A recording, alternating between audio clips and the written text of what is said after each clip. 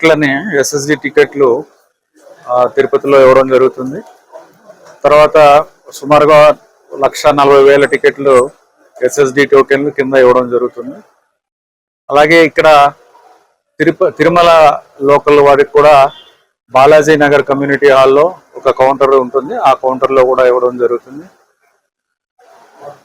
అలాగే విఐపీల కోసం ఎక్కువగా వాహనాలు అవి ఉంటాయి కాబట్టి వాళ్ళ ట్రాఫిక్ అరేంజ్మెంట్స్, పార్కింగ్ అరేంజ్మెంట్స్, అలాగే సామాన్య భక్తులకి ఇబ్బంది లేకుండా వాళ్ళకి అన్నప్రసాదాల అరేంజ్మెంట్లు, అన్ని రకాల ఏర్పాట్లు కూడా చేయడం జరిగింది.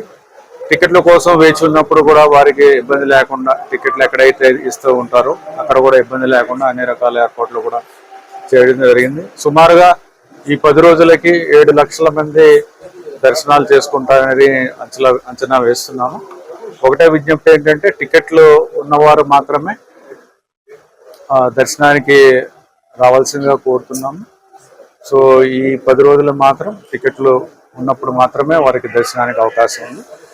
ఇప్పటికే మనం ఎస్సీడీ టోకెన్లు ఆన్లైన్లో జారీ చేయడం జరిగింది. శ్రీవాణి టోకెన్లు కూడా ఇప్పటి వరకు జారీ చేయడం జరిగింది.